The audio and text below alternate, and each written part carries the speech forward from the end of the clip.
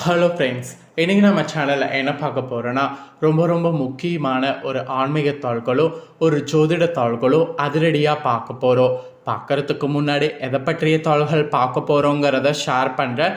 எதை பற்றிய தாள்கள் பார்க்க போகிறோங்கிறத ஃபஸ்ட்டு இன்ட்ரோவில் தெரிஞ்சுக்குங்க. தற்போது 2025 ஆண்டு நடந்துகிட்ருக்கு. இந்த ஆண்டில் ஆங்கில மாதத்தில் 10வது மாதமான அக்டோபர் மாதமானது நடக்குது. அதே போல் தமிழ் மாதத்தில் 6வது மாதமான புரட்டாசி மாதம் நடக்குது. இந்த மாதம் முடியறதுக்கு இன்னும் சில மாதங்களே இருக்குது, சில நாட்களே இருக்குது. இந்த மாதம் முடிந்ததுக்கு பின்னாடி நெக்ஸ்ட்டு 7வது தமிழ் மாதம் ஸ்டார்ட் ஆக போகுது. சூரியன் கன்னி ராசியிலிருந்து விடைபெற்று துலாம் ராசிக்கு போக போகிறாரு. அந்த மாதத்தை துலாம் மாதம் ஐப்பசி மாதம் என்று அழைக்கப்படும்.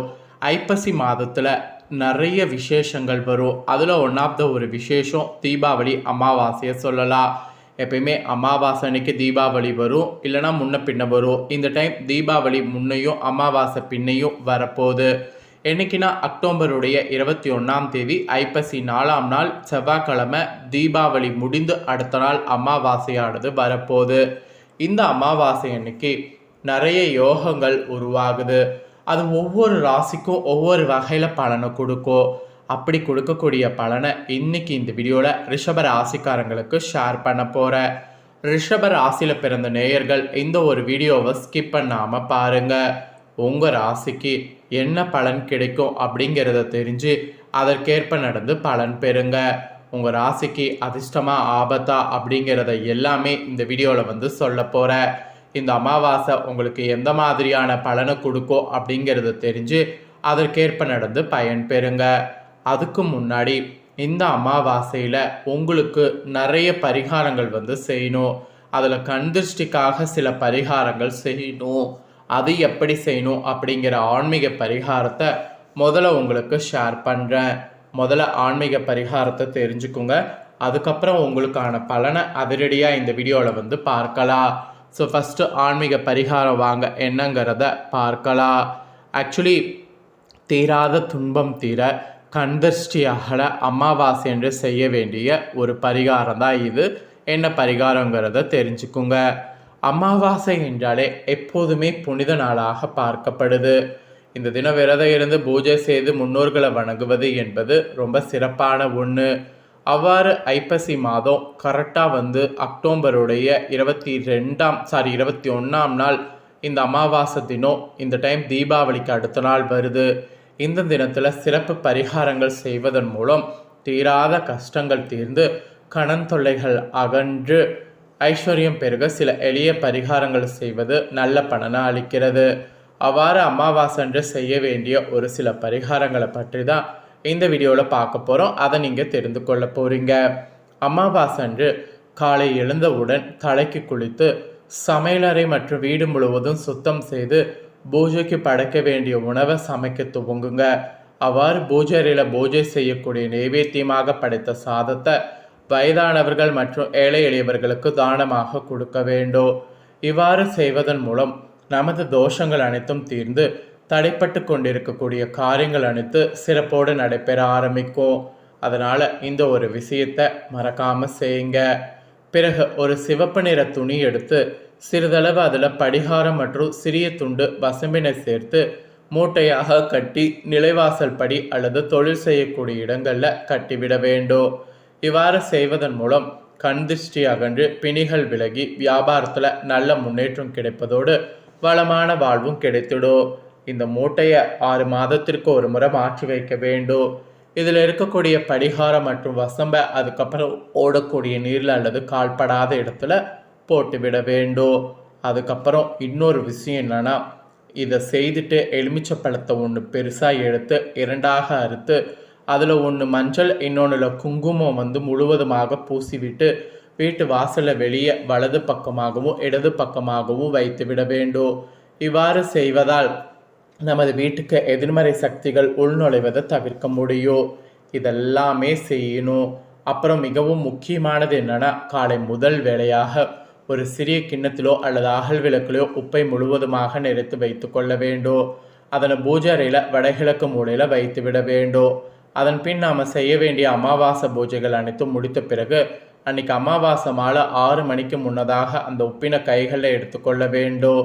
பிறகு ஒரு சிறிய பாத்திரத்தில் தண்ணீர் எடுத்துக்கொண்டு பூஜை அறைக்கு முன்னாடி வைத்து கீழே அமர்ந்து கொண்டு கண்களை மூடி குலதெய்வத்தை நினைத்து கொண்டு அந்த உப்பினை வலது கையில் வைத்து கொண்டு எனது கஷ்டமெல்லாம் தீர வேண்டும், கண் திருஷ்டிகள் அகல வேண்டும், நோய் நொடி இல்லாத ஆரோக்கியமான வாழ்வு வேண்டும், தொழிலை முன்னேற்ற வேண்டும், வளமான வாழ்வு வேணும் அப்படிங்கிற மாதிரி வேண்டிக் கொண்டு உப்பை கொஞ்சம் கொஞ்சமாக தண்ணீரில் போட்டு கரைத்து கொள்ள வேண்டும். உப்பை கொஞ்சம் கொஞ்சமாக பார்த்தீங்கன்னு வச்சுக்கோங்களேன், தண்ணீரில் போட்டு கரைத்து கொள்ள வேண்டும். ஸோ உப்பு தண்ணீரில் கரைவது போல் நமது அனைத்து துன்பங்களும் கரைந்து சுகமான வாழ்வு கிடைத்துவிடும். அதுதான் இந்த ஒரு பரிகாரத்துடைய நோக்கம். ஸோ இந்த அமாவாசையில் இப்போ நான் சொன்ன பரிகாரத்தை நீங்கள் செய்தீங்கன்னா நிச்சயம் உங்களுக்கு நல்லது நடக்கும். இப்போ உங்கள் ராசிக்கு சிறப்பு பலனாக என்ன பலன் கிடைக்குங்கிறத வாங்க பார்க்கலாம். சிறப்பு பலன்கள் என்னங்கிறத இப்போ தெளிவாக ஷேர் பண்ணுறேன், என்னங்கிறத தெளிவாக தெரிஞ்சுக்குங்க. ரிஷபராசி அன்பர்களுக்கு அன்புக்கு நீங்கள் அடிமை என உணர்ந்தவர்கள். இருப்பினும் உங்களால் மற்றவர்களை போல் கடினமாக நடக்க இயலாது. ஸோ அந்த மாதிரி இயலாத இந்த டைம் நீங்கள் அந்த மாதிரி இல்லாமையே இருங்க, அதுதான் உங்களுக்கு நல்லது. இப்படி இருந்தீங்கன்னா சிறப்பு பலன்களாக உங்களுக்கு பல பலன்கள் கிடைக்கும். அதில் ஃபஸ்ட்டு உத்தியோகத்தில் என்ன பலன் கிடைக்குங்கிறத சொல்கிறேன். உத்தியோகத்தில் வேலைக்கு செல்லக்கூடிய உத்தியோகக்காரர்களுக்கு நீங்கள் கேட்ட இடமாற்றமும் சம்பள உயர்வும் கிடைக்கும். அதனால் இந்த அமாவாசையில் அதற்கான முயற்சி செய்யலாம். அதற்கான முயற்சி செய்யும்போது நிச்சயம் அந்த முயற்சிக்கான அங்கீகாரம் உங்களுக்கு கிடைக்கும். அதாவது வேலைக்கு செல்லக்கூடிய உத்தியோகத்தில் இருக்கக்கூடிய உங்களுக்கு நீங்கள் கேட்ட இடமாற்றம் சம்பள உயர்வு கிடைக்கும். மெயினாக உங்கள் மேலதிகாரிகளுடைய அன்பை பெற நீங்கள் குறித்த நேரத்தில் உங்கள் பணிகளை முடித்து காட்டுவீங்க. அது மட்டும் இல்லாமல் நல்ல நட்பு உங்களுடைய உத்தியோகத்தில் பெற முடியும். அந்த மாதிரியான ஸ்பெஷல் சூழ்நிலை இப்போ உங்களுக்கு அமைய போகுது. இது உத்தியோகத்தில் இருக்கக்கூடிய ரிஷபராசிக்கு சொல்லப்பட்டிருக்கு. அப்புறம் வியாபாரக்காரங்களுக்கு சொல்லப்பட்டிருக்கு. வியாபாரக்காரங்களுக்கு வியாபாரத்தில் உங்கள் திறனை வளர்த்து கொள்வது இந்த டைம் ரொம்ப ரொம்ப ரொம்ப ரொம்ப அவசியம். வெளியூர் மற்றும் வெளிநாடுகளில் உங்களுடைய வியாபாரத்தை விரிவு செய்வதற்காக பயணங்கள் மேற்கொள்ள வாய்ப்புகள் இந்த டைம் உண்டாகும். இதனால் உங்களுடைய வியாபாரம் மற்ற ஊர்களில் செழித்து வளர இந்த பயணங்கள் சாதகமாக இருக்கும். ஸோ வியாபாரம் செய்யக்கூடிய ரிஷப ராசிக்காரங்க அந்த மாதிரி பயணங்கள் வாய்ப்பை எதையும் மிஸ் பண்ணாமல் வியாபாரத்தை அடுத்த கட்டத்துக்கு கொண்டு போக எல்லா பயணங்களையும் மேற்கொள்ளுங்க. உங்கள் வியாபார பயணங்கள் ரொம்ப ரொம்ப சாதகமாக இருக்கும். வியாபாரிகளுக்கு வெற்றி கிடைக்கக்கூடிய ஒரு அற்புதமான நாட்களாக இந்த அமாவாசைக்கு பிறகு இருக்க போகுது. ஸோ அதுக்கப்புறமா குடும்பத்தை நிர்வகிக்கக்கூடிய ஸ்பெஷலாக தலைவிகளுக்கு ரிஷப ராசிக்காரங்களுக்கு சொல்லப்பட்டிருக்கு. குடும்ப தலைவிகள் உங்களுக்கு சொல்லப்பட்டது என்னன்னா, ஆரோக்கிய ரீதியாக கவனமாக இருக்கணும். உணவில் கட்டுப்பாடுங்கிறது தேவை. மெயினாக உங்கள் உழைப்பிற்கு வீட்டில் அங்கீகாரம் தரவில்லையே என்று ஏங்கி இருந்துப்பீங்கள்ல, இனி உங்கள் வீட்டில் மதிப்பு உங்களுக்கு கிடைக்கும். கணவருடைய தேவையை பூர்த்தி செய்து கொள்வீங்க. இந்த மாதிரி பல வகையில் உங்களுக்கு அதிர்ஷ்டமானது தேடி வரும். இது குடும்பத்தை நிர்வகிக்கக்கூடிய தலைவிகளுக்கு ஸ்பெஷலாக சொல்லப்பட்டிருக்கு. அதுக்கப்புறமேட்டு கலைஞர்களுக்கு சொல்லப்பட்டிருக்கு. கலைஞர்கள் கவலையை விடுங்க. பட வாய்ப்புகள் கிடைக்கவில்லையே என்று ஏங்கிய உங்களுக்கு எந்த கதாபாத்திரமாக இருந்தாலும் அதனை ஏற்று நடிக்கிறதுக்கு வாய்ப்புகள் உங்களுக்கு இப்போ வரும்.